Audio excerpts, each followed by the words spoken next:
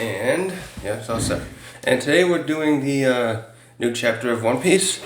Came out last night, but it was a little late for me to do a video. I wasn't fresh, but now I am. Of course, we this time though I'm going back to a reading at reaction here because this is a big chapter. We met Vegapunk, we believe, last chapter. There's a lot of theories about whether this is actually Vegapunk, given little hints the Oda's given us. For the big one being the number 2. Oh, that's right. That's what happened. No, the number 2 on this Vegapunk's. She's got a. By the way, this Vegapunk appears to be a woman, but the Punk 2 is written on this One Piece outfit she's wearing. One Piece. And she so what happened here is the Straw Hats got attacked by a giant mechanical shark while they were swimming out here. After what happened actually, that's the first thing. They had come up to a giant eddy.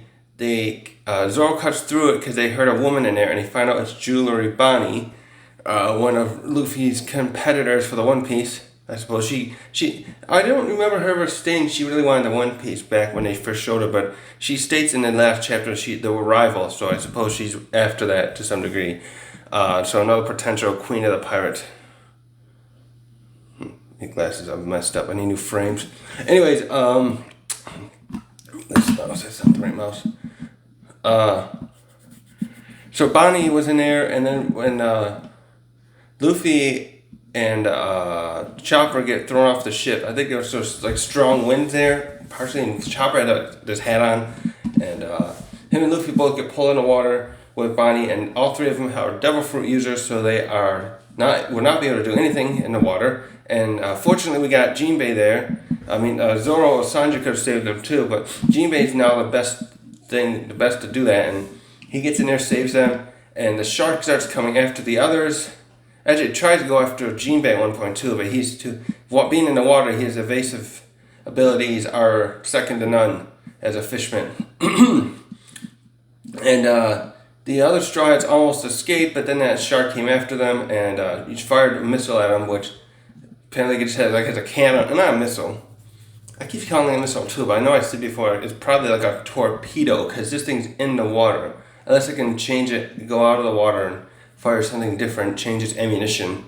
And but suddenly this big robot comes out of nowhere and stops the shark from continuing its attack, and we notice that says Vega Force on it. And at first I thought this was actually Frankie's robot, and I know I saw others or Tekking say that same thing. Look at my big ass chicken chin I'm getting. So this thing stops the shark. I mean, others in here too. I've seen a little panel where the shark looks terrified seeing that robot there. So we knew what was coming, and they get socked real good. And they ended up on. We find them later at the end of the chapter on the Egghead Island, and Bonnie's the one who explains that to them. And we still don't know what this island's weather is like. We know it's supposed to be a winter island, yet it's looks like it had palm trees. So what's that about? Hopefully we'll find out today. And I saw something Tekking made a good point of. When you look at Jinbei drawn here when they're rescued and they're on this little piece of land, his sun pirate tattoo was not drawn in. That was a good observation that I totally missed. And so simultaneously we had a little side thing where another event going on where we were at this new naval base we had not seen before called G14, and Captain Tashigi is there with the kids. And that's where they're taking the kids to help recoup them to being shrinking.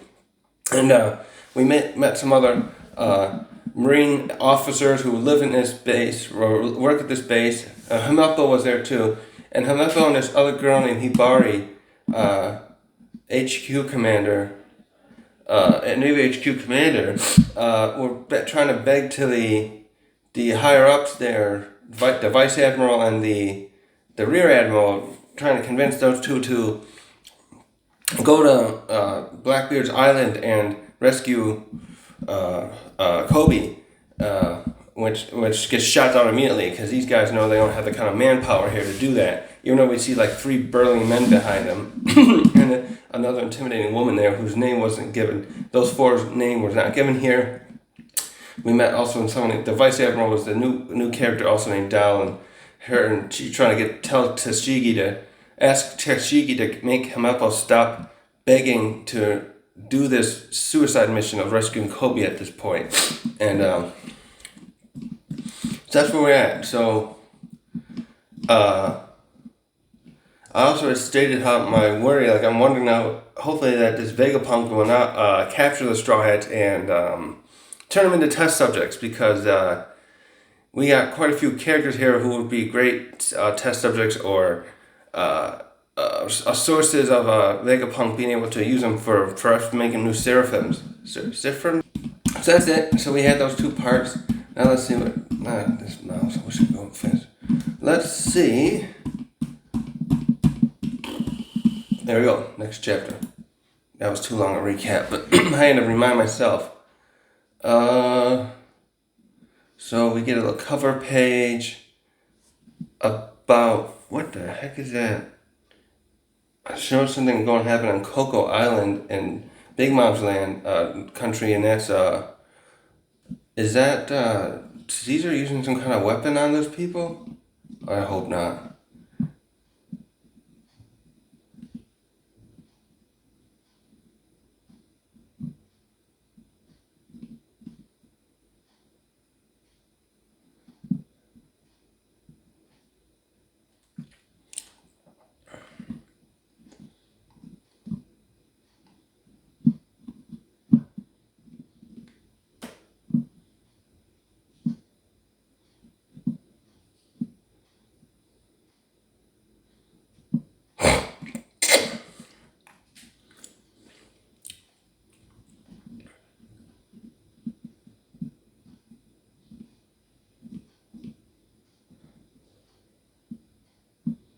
Oh God, yep. So we have here. So what starts happening here is we first see Frankie saying, fawning over Vegapunk as his role model, and talks about, he yells to Vegapunk about how he was on at the island before his island, Vegapunk's hometown, and meanwhile Sanji's doing his usual thing with the ladies, just staring at her. These guys, his tongue's flapping out, his eyeballs are hearts, and then we get Nico wondering who this is, because she's okay. She clearly states this, that Vegapunk is actually not a woman, or should not be a woman from what she had heard. And then Vegapunk here clarifies that this is the main. Who said this was the main Stella body? What the heck does that mean? And this is Vegapunk 2 Lilith. Lilith, like the demon? Okay. And then she, yep. So, but in this case, she's like, I'll let you guys escape, but you guys got to relinquish all your valuables. And Nami's like, what? I thought you were rescuing us. And no, she screams at him, nope, we're not, just not rescue. And she starts bringing in reinforcements, and we see all kinds of machine animals come out. Oh yeah, by the way, that last time, that shark. Apparently these animals are still retain some kind of, they must be more like cyborgs, because they still seem, especially that shark, because it retained, she was talking to herself about it being, retaining animal urges, and it wasn't listening to the programming. So we get like a bunch of sea animals come out. Most of them look like, not sea animals, actually most of them look like mammals. There's a lion, one looks like one that kind of looks like a tiger or something, but it's got horns. There's one back in the back looks like a bulldog. One looks like a giraffe. Something with antlers. No, that's not a giraffe. Then antlers. The other one looks kind of like a wolf. Then there's that one's a giraffe. There's definitely a giraffe over there to the upper left. And then something looks like maybe that one's a sea animal. It looks like a sea lion or something. And the last one looks like on the left is like some other a bear probably.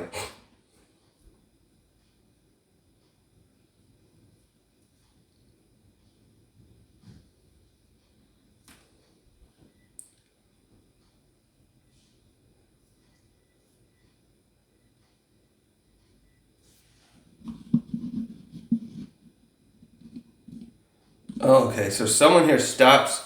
Someone is overhearing this conversation and stops Lilith and just tells them, leave them alone. Why do you keep trying to insist on looting? She must have done this to other pirates, looting other pirates.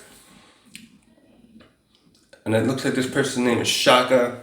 And Lilith tells her stop interfering because your pride as a scientist will not keep the lights on.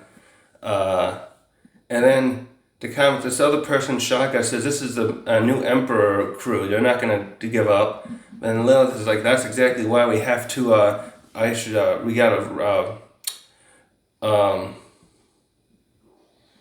Oh, I missed a bit here. I also missed a bit when the animal reinforcements come up. Frankie is like loves is not afraid of these things. He's swooning over them. Meanwhile, Usopp's freaking out, and so is Brooke and Nami to some extent. Meanwhile, and Zoro's just kind of like, oh boy, we got a fight about to happen.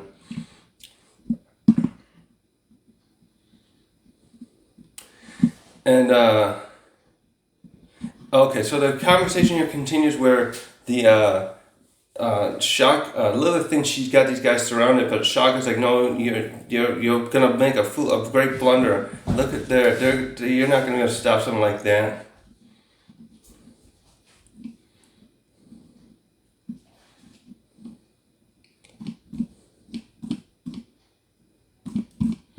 Okay, yeah, whoever this Shaka is clearly knows that these guys are not to be trifled with, and is trying to calm Lilith down. She's like, look at Shaka is somehow observing what's going on too, with some sort of camera or something. I'm assuming because she tells. I'm assuming this Shaka's another woman just because of the name. Maybe it's not. This other person says, look at Zoro. He's too calm. If you try and attack now, you're done for. And same with Nico. Whoever this is, knows how to assess foes, because they go on saying the strong can appraise their prey and prioritize the most essential targets. You should have been more cautious. And this works on what's her name, and she goes on to say that I was too careless, and they led me into false sense of security. And now we get Zoro saying we need something from you, so you better play nice. Oh, here we go. We see a back of someone wearing a helmet and says, bring them to me, I have an interest in that crew, which is the part I'm worried about. Like what hopefully this interest is not malice or in the sense of trying to experiment on them.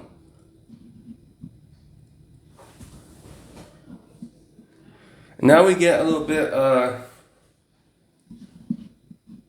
there's no thing here about as in this chapter, old man voice is really evident with Lilith.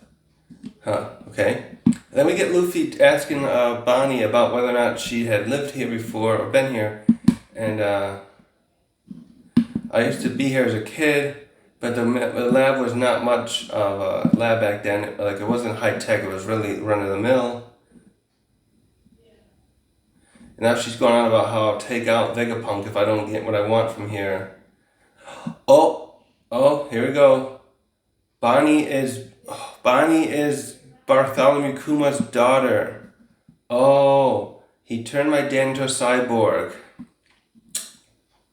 And she's going on how he's lost his sense of self and he's a weapon. And now all of these, we see Bonnie, Luffy, Chopper, and Jimmy are traveling up this ladder, and they're on the surface now. Oh, and Bonnie said, oh, I forgot to mention I ran into Sabo at Marijua, and I'll tell Luffy later. Oh, That's right. This chapter, by the way, was called "An Adventure in the Land of Science." So that was not too. So now we see this giant city of sorts. Well, some looks like a city, and some looks like robots just parked out there.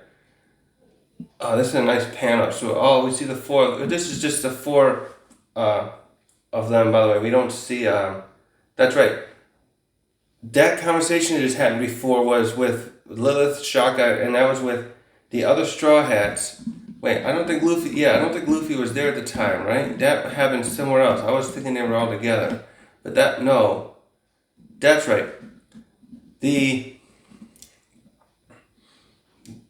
robot just jumped out, came out of the sea, holding the ship, but wasn't near the others. So the other ones, yeah. So Luffy and the others are going into this area of the island by themselves. They have not met up with the others yet.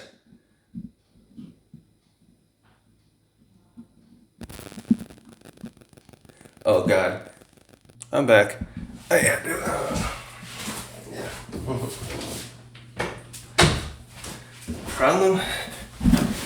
The problem with doing videos on your phone is people start calling me every now and then. I need to get a different camera at some point that I can record as good as this.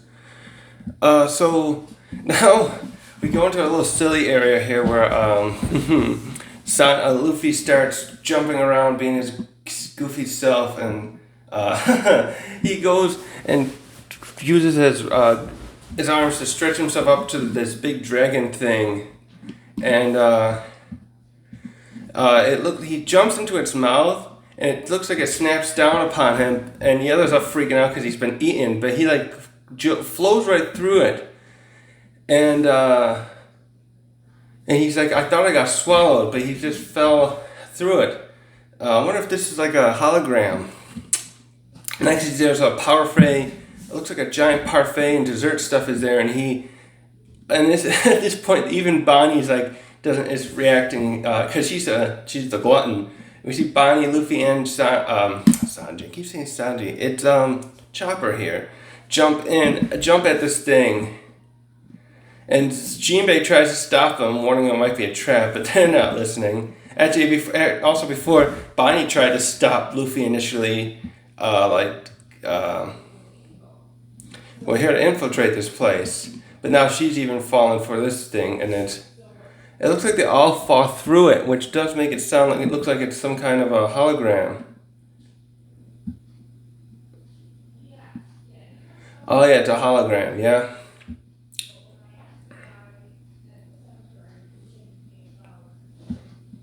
And at that point, wow, Luffy, I was just staring at this art. Luffy gets really mad when he realizes it's fake. And he does it. There's this really interesting art here Oda has where he's it looks like he's powering up to his flame form or something.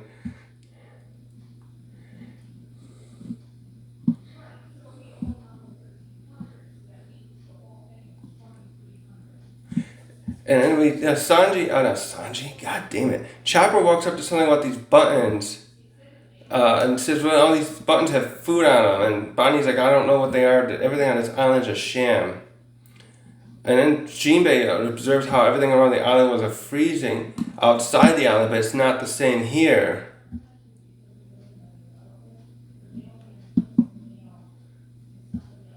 Oh, now we meet some new character comes up and starts explaining to him. It looks like a giant robot, kind of shaped like a little girl. Something he has written on her, punk something, and she starts explaining that it is a winter island, but the environment is set into tropical mode inside. With my island aircon, you can regulate the temperatures.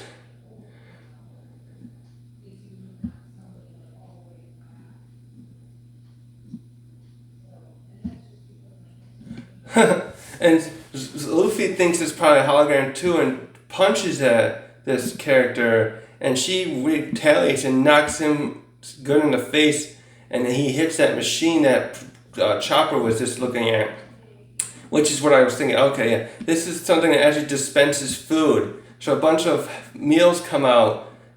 It looks like stuff for each of them would like. The first thing looks like a salad. The second is like a burger and fries, and the other one's an even bigger burger.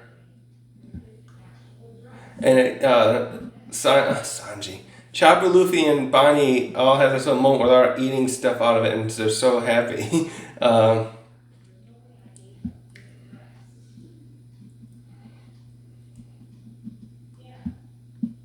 So whatever this is, it's going on about how this thing is, what this thing can do.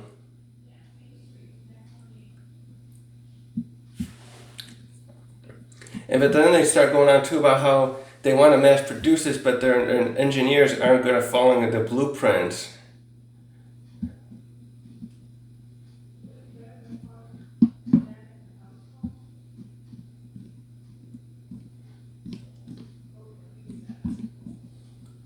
So then she keeps going on this rant here where she's really mad about how she's got all these ideas and things she's making, but she can't mass produce them, and that there's not enough resources to do this. And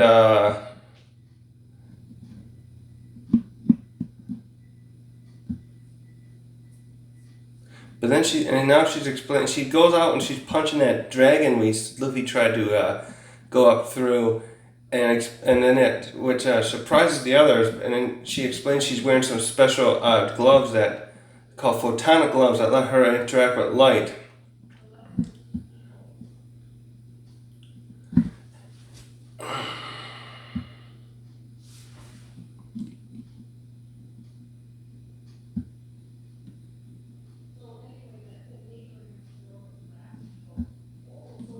And this person said, they asked this person who they are. And what also is interesting here, this is very interesting to see this person talking like this. She's talking about she doesn't, what makes things real is a debate. And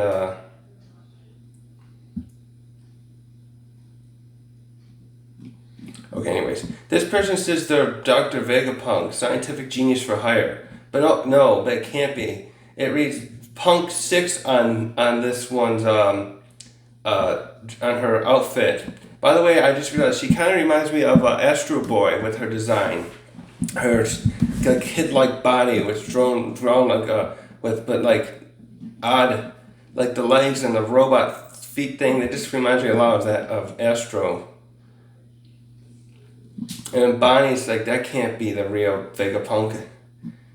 And Sanji, fuck. Chopper and Luffy, full of food, are in shock that this would be the Vegapunk. Oh. Ooh, now we're switching over to, now we can see CP9. No, 0. There's CP0 now. So then we switch over to something called the New World. And we see Kaku, Rob Lucci, and I don't know who that girl is.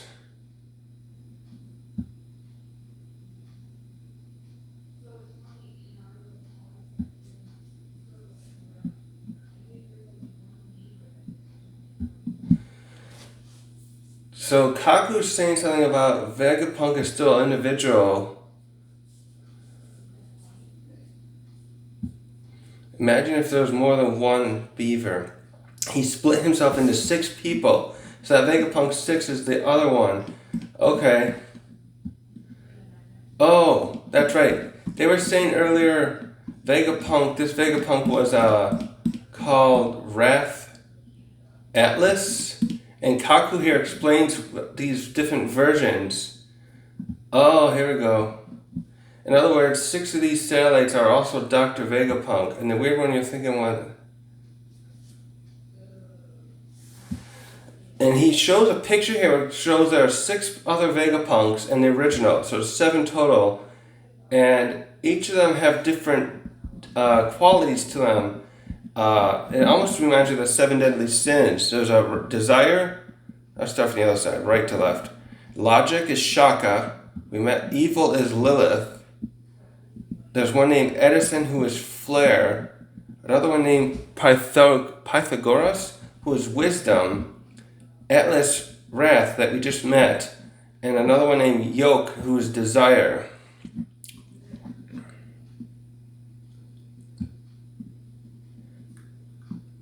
Wait a minute, yeah. Atlas is number 5. There's some. This art looks a little wrong. Atlas was number 6, but it's just she's number 5 here. Oh.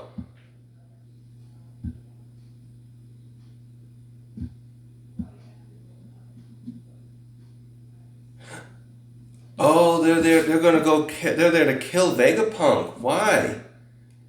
And they got Kuma with them.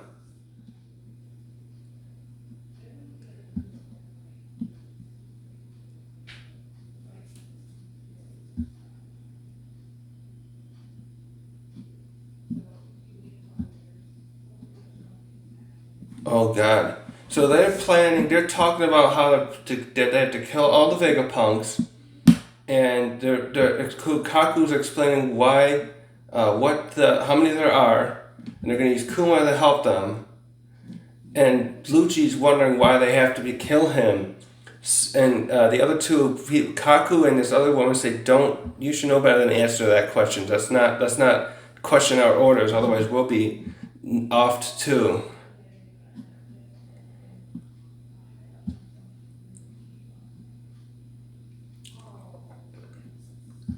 Oh, we get some neat notes. They explain the names, like Atlas, which I recognize him. That's the Titan who holds up the earth, the skies, or the heavens that Zeus punished. Stella, celestial star in Latin. Wow, chapter was better than I thought. So that was just that. So in the beginning we have that initial. We met Lilith. And she's always going out there trying to raid, rob from pirates because they don't have enough money. And then we meet Wrath, who also talks a lot like Vegapunk and explaining all his I'm gonna say his now explaining his scientific stuff, but is very frustrated because they can't make enough of this stuff. Well, I'm thinking with that, if you got all these machinery, you should learn how to automate your, make a factory type thing. Maybe she hasn't thought of that kind of way. Make it like a factory to mass produce this stuff, not have other people do it. And we don't, as we briefly see Shaka, but all we see is like a fancy looking helmet in the back of his or her head. I'm thinking of woman again, I don't know why, but. So we didn't see what else happened with Shaka and Lilith after Shaka talked down Lilith from getting into a fight because Shaka was very perceptive of how dangerous this crew is, especially Zoro was already ready with his hand on Enma or one of his swords to attack. And so also, that's neat, they're making all these I keep calling them sea monsters too. Making all these animal beasts to, that can guard the island. Oh, that's right, so with CP0 coming there, I wonder how well, we'll maybe finally get to see their capabilities against these animal guards. This is also not good because Nico's there. If CP0, we're going to get a reunion, right? We got Luffy and the Straw Hats here with CP0 about to come, and we know Kaku and Lucci are there, who were the ones that fought Zoro and Luffy. I don't know if the other girl was the same one from that fought Nami. I don't think so. This one's dressed with one of those. She looks like one of those that night. She's got that female 1920s look with the hat, and she's probably wearing a dress. We only see them sitting at a table, drinking tea and whatnot. Also of note, I see they got masks there, like the other CP0 agents that were at Wano. We see Kaku's has a nose thing to fit his face because he's got that weird square-shaped nose. And actually, I see that's what that was. I was looking at this other image thing. It's the girl's got a mask that looks kind of like a bird or something. It's got like feathers. It looks like a maybe owl, the little owl-like things. And then Lucci's looks kind of plain. It's just got little eye slits and a pointed nose. I guess the fit. Oh wait, yeah, and I see her mask there. Oh no, here's her name. I gotta keep looking for this. This girl's name is Stussy. Lucci, Kaku, I remember Kaku's name. I got that right. And Stussy are here in some base. Cypher Pole, Aegis Zero. Masked Assassins. Okay, so they're an assassin group of, maybe that's an assassin section of Aegis Zero?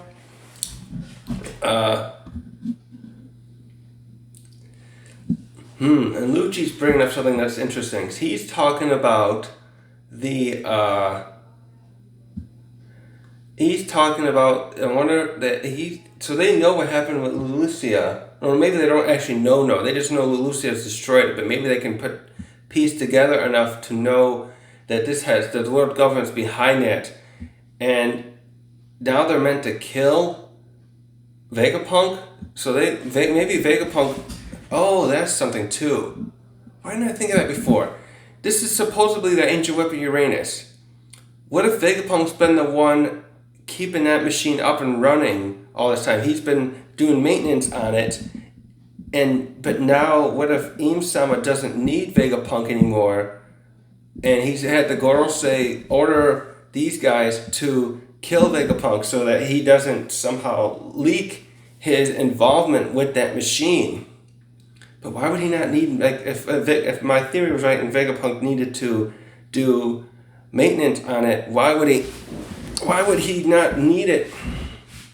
Why would Im not need Vegapunk anymore? Has he found someone he thinks is better? Like maybe Vegapunk is too immersed in his work to make new stuff, to express his genius, and then he doesn't want to deal with making weapons. That's what it looks like. This stuff we saw on the island seems to be like not much of that stuff is really weaponry, other than what maybe also that was something else. I wonder if those machines, animal cyborgs, or something someone only Lilith was making, and we saw Wrath with those other machines. I wonder if each of them only do certain types of projects. But again, would any of those projects be weapons? We didn't see anything like that.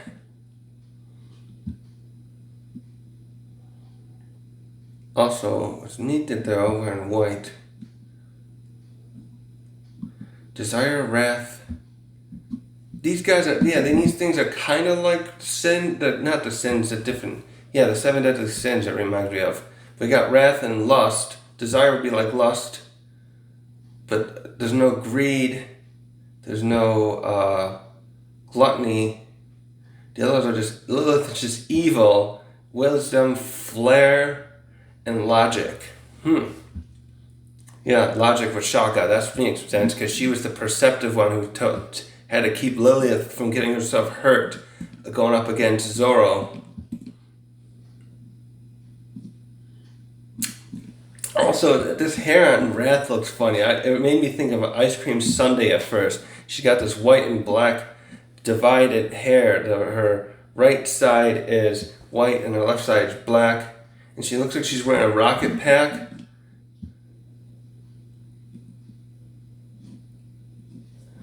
So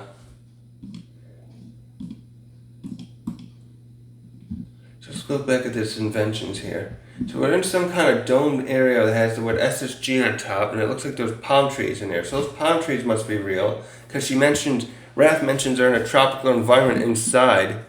Actually, though, maybe the tropical environment is the island itself.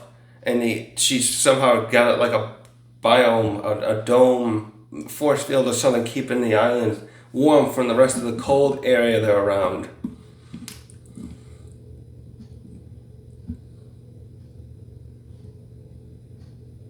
And Zoro says here, I want something from you, so you better play nice. What would Zoro want? Just meaning their friends back?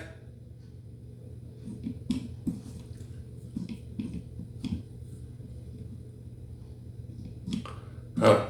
This is a good chapter. This is waste. And then so now we know for sure Kuma. So Bonnie is the daughter of him, not the mother. Because Tekken was thinking that maybe her old lady form was her true form, but this dissolves that. What we see her as now in her 20s is probably her real age then.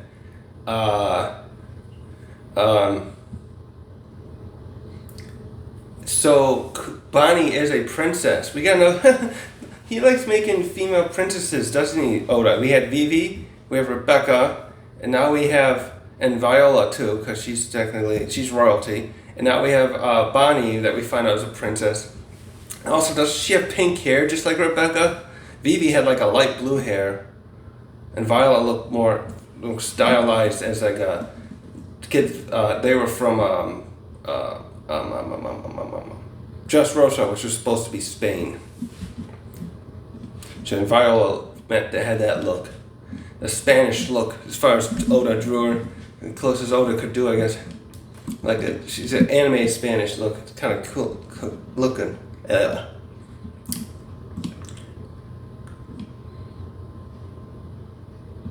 Oh yeah, that was rough. Even Jinbei there was eating while they're listening to Wrath to go on her monologue about how she can't mass produce this stuff fast enough. while he's still sitting there holding a chicken leg or something, you got Bonnie and Luffy below him doing. Everyone's, that's gonna be so cute in the anime because everyone's always talking about how Luffy and Bonnie are similar because they both eat a lot. We get a little cute scene where the two of them are cheering with mugs. You know, just that little cheers. This is just tea. They got I say it like that because also it looks like Luffy's got some kind of mug and she's holding a soda cup, like the one you get at a fast food place. So, good chapter. Now I want to see if Luke's taking these guys' thing up yet. Let me check here. I think I'll end this here now. He got up yet? No, he did upload about Lucia yesterday. I'll probably have it up later. So I may as well just end this here. So, Revelations, what do we got? Lucci and the other guys and Zero are coming after Zero, meaning are coming to kill Vegapunk. Why? We don't know. Probably something to do with the ancient weapon.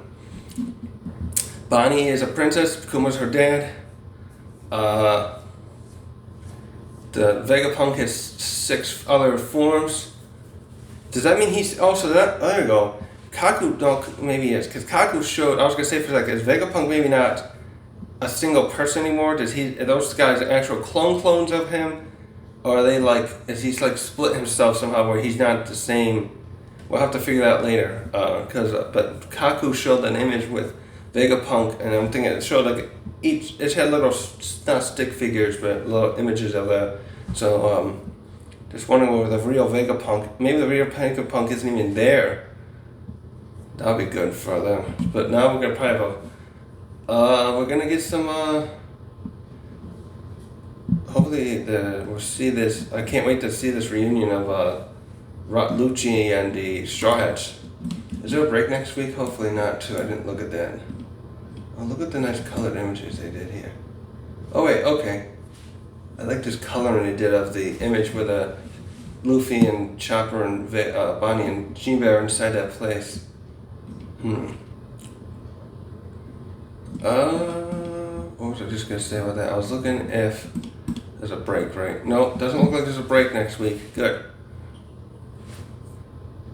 Alright, that's it.